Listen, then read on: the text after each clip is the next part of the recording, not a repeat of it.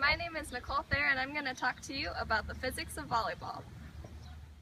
Volleyball is a very popular sport that can be played both recreationally and for sport, and over 46 million Americans play it today. The sport is 120 years old, so what has made this popular game endure?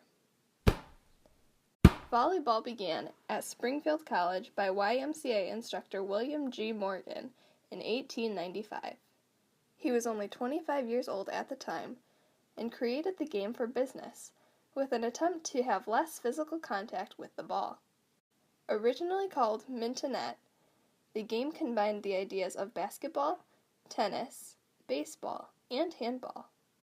Volleyball was first played with a tennis net, but the net was raised to 6 feet 6 inches, just above man's average height. The name volleyball came when someone told Morgan that the players had seemed to be volleying the ball back and forth over the net. Physics is completely wrapped into volleyball. Newton's 3 laws, gravity, and energy are concepts that make volleyball the game as we know it.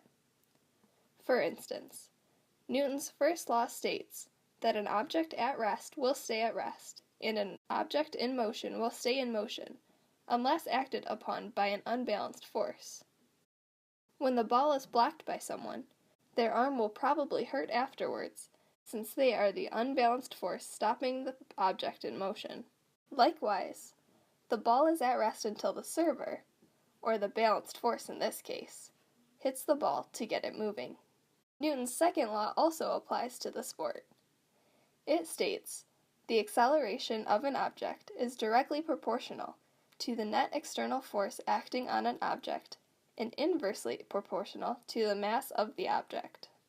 This can also be seen in equation form, and can be read as, the net force is equal to mass times acceleration. The equation simply tells us that the harder the volleyball is hit, by a stronger opponent per se, creates a greater acceleration. The stronger the acceleration, the stronger the net external force, making it more painful to stop or change the ball's direction.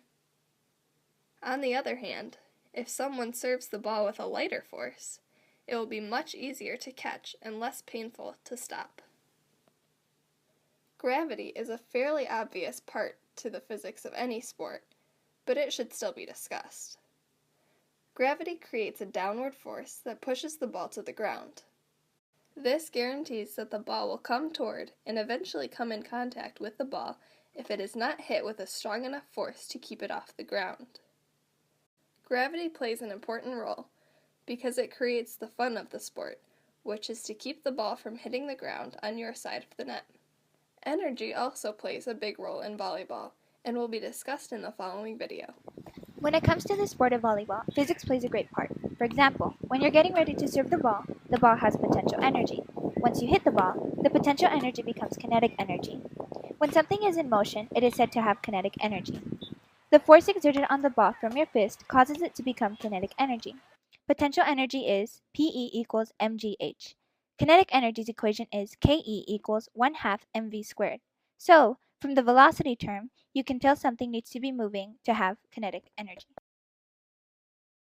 Though it may not be very obvious, physics plays an important role in volleyball and proves that there's more than meets the eye.